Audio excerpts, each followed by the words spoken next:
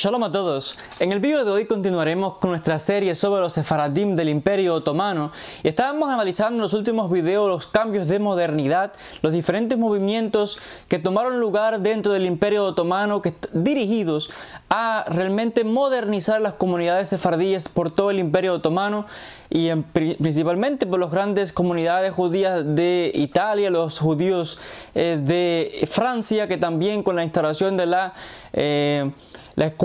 centros educativos y de escuelas que realmente por todo el Imperio Otomano buscaban la modernización de las comunidades judías, como la Alianza Israelita Universal, entre otras.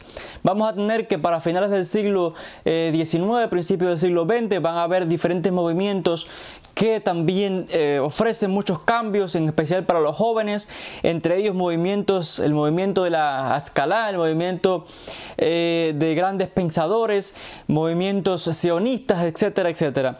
Entonces estas diferentes asociaciones seglares, que no eran religiosas, tuvieron también sus diferentes choques con los más conservadores, los más religiosos, etcétera.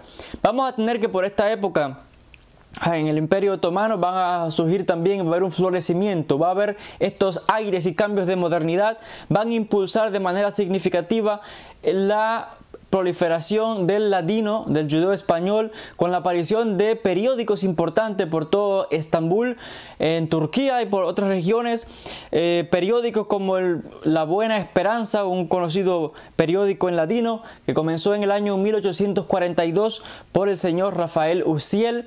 También otros editores importantes como Alexander Ben-Ghiat, Elia Carmona, David Fresco, entre otros.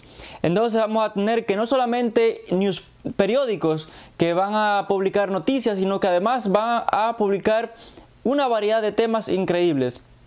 Dígase desde ensayos históricos, poesía, obras literarias, opiniones, debates, humor, consejos, toda una variedad de temas que van a comenzar a aparecer no solamente en periódicos, sino que también en una serie de revistas, la mayoría de todas estas publicaciones en ladino, de una manera significativa. Y vamos a tener que los doctores Benbassa y el doctor Rodríguez van a ser figuras importantes para esta época, porque tal vez por todo el Imperio Otomano a mediados del siglo XIX y principios del siglo XX van a ser figuras importantes en la difusión del ladino, del judeo español por todo el Imperio Otomano. Van a aparecer una serie de revistas y periódicos seglares, nada que ver con contenido religioso, sino que va a ser un florecimiento de la literatura seglar, como ya hemos mencionado, con una variedad increíble de títulos que incluso se van a publicar novelas en ladino, poesía. Se dice que entre 1901 y 1936 se van a publicar una serie de obras, en total 138 títulos, la mayoría todos en ladino, con una variedad increíble, con temas educativos, de información pero muy importantes, y además se van a destacar porque van a aparecer una serie de obras clásicas que van a ser traducidas al ladino. Principalmente van a ser obras tomadas del francés, también de hebreo moderno, y que importantes traductores la van a poner en ladino para el alcance de los judeos españoles, de los sefaradim del Imperio Otomano principalmente, que quizás no hablaban francés o quizás no hablaban hebreo, etc. Vamos a tener que van a haber como un renacimiento en toda la cultura sefardí. Va a haber importantes obras y escritos dedicados a la economía, la educación, la política, el comercio, el pensamiento racional. Entonces vemos que hay todo un movimiento que está aconteciendo por el Imperio Otomano de aires de modernización, de cambios, que va a ser muy pero muy significativo. Y vamos a tener que las cosas van a también cambiar, por supuesto, en todo el Imperio Otomano, no solamente en la comunidad judía. Estamos analizando que el Imperio Otomano entraba en una época de desintegración y de la formación de la República de Turquía por esta época, principalmente con la revolución de los jóvenes turcos en el año 1909, que va a propiciar un aceleramiento del deterioro del Imperio Otomano y de cambios sociales, políticos por toda Turquía. Significativo que mencionar esto. Vamos a tener que va a ocurrir una guerra entre Turquía e Italia en el año 1911. Va a ocurrir la famosa guerra de los Balcanes de 1912 a 1913. Entonces, también diferentes territorios del Imperio Otomano van a obtener independencia y a separarse, como va a ser Rumania, Grecia, Serbia, Bulgaria, y todo esto va a concluir en el llamado Tratado de Bucarest. Entonces va a haber cambios importantes. Se está sacudiendo todo el Imperio Otomano y los judíos dentro están también siendo removidos. Y estos cambios de modernidad, estos cambios sociales, políticos, intelectuales, religiosos, son muy pero muy significativos. Ahora, estas guerras de los Balcanes y estos movimientos separatistas del Imperio Otomano van a afectar grandemente a las comunidades judías, porque de repente los judíos, como una minoría, son parte, ciudadanos del Imperio Otomano. De momento, cuando obtienen independencia, estos países se encuentran que son ciudadanos ahora de otro lugar, pero a la vez son sospechosos quizás de traición y de lealtad al Imperio Otomano, como era el caso, porque son movimientos que ocurren de momento. Y esto va a propiciar que diferentes movimientos independentistas ataquen las comunidades judías, especialmente en Bulgaria, ataquen las comunidades judías por sospechar que son todavía leales al Imperio Otomano, y va a haber realmente una persecución significativa, destrucción de las juderías, destrucción de sinagogas, etcétera, ataques importantes al centro de la vida de las comunidades judías en diferentes regiones que ahora están obteniendo la independencia y que son los países que hoy ya pues son reconocidos mundialmente. Va a haber que las comunidades judías de las zonas rurales van a desaparecer casi completamente. La mayoría de los judíos, miles y miles, se van a marchar a Estambul, la capital de Turquía, hasta el punto que vamos a tener que para 1923 casi toda la mayoría de la comunidad judía se va a concentrar en la ciudad de Estambul, con una pequeña comunidad en Izmir, pero casi algún que otro judío desperdigado aquí y allá, pero la mayoría de todos ellos se van a concentrar en precisamente Estambul. Sin mencionar que va a haber también una guerra casi que civil por el establecimiento de la propia República de Turquía, que va a ser algo significativo y muy importante en este periodo. Entonces vamos a tener que estas guerras, también hubo una guerra entre Turquía y Grecia, que concluyó también en su momento con la independencia de Grecia. Realmente fueron cambios terribles y de mucha agitación política en la arena internacional, con una desestabilización de la economía del Imperio Otomano y una desintegración acelerada. Y todo esto afectó, por supuesto, no solamente a las comunidades judías, sino a los no judíos también. Otras minorías como los armenios, como los griegos, grupos cristianos, etc.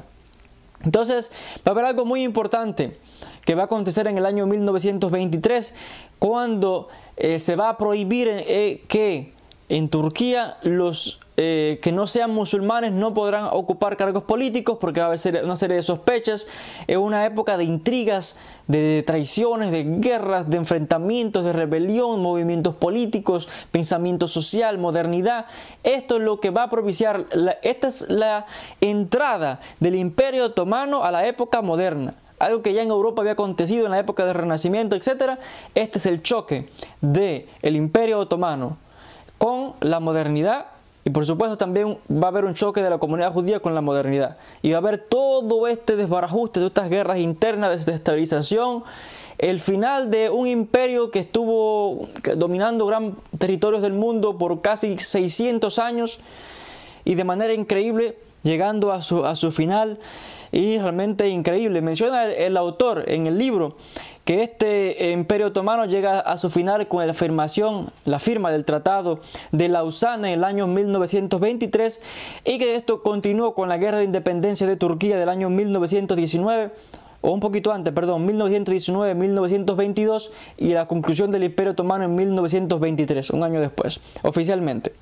Y que también se determinaron las fronteras entre Grecia y Turquía. Va a haber todo un problema aquí entre los diferentes grupos cristianos. Hay que recordar que Estambul era en la antigüedad Constantinopla, el centro la capital del imperio romano en esta zona del mundo, y que también era el centro de la cristiandad, hasta que llegaron los turcos y implantaron allí el Islam y conquistaron todos estos territorios. Pero las minorías cristianas siempre, hasta el día de hoy, llaman a este lugar Constantinopla. Y no solo eso, va a haber diferentes cambios hasta el punto que Turquía va a hacer como un cambio de ciudadanos con Grecia en su momento. Turquía va a deportar o va a cambiar a Grecia, creo que alrededor de 1 millón de cristianos, y los musulmanes que van a estar en Grecia van a ser enviados a Turquía. Mamá, son una época de realmente cambios y convulsión política, militar, realmente muy difícil. Y por todo esto también vamos a tener que los sefaradín, en medio de todo ello, casi todos, como ya mencioné, se van a concentrar en Estambul. Muchos van a tener que emigrar. Una gran población de los judíos sefardíes se marchan a Egipto. Otras comunidades se van a América. Muchos van a América Latina. Muchos se van a México, a Venezuela, a los Estados Unidos. Muchos emigran a la tierra de Israel. Todo el mundo empieza a salvar su vida. Es una época muy, pero muy difícil. Y aquí el autor, el rabino Ángel, muestra una serie de estadísticas que muestran cómo fue cayendo el número de judíos que había en el Imperio Otomano, y él menciona, por ejemplo, que la emigración de los sefaradim va a continuar por todo el siglo XX. Según cuenta él, en el año 1904 había un total de aproximadamente 147.000 judíos en Turquía.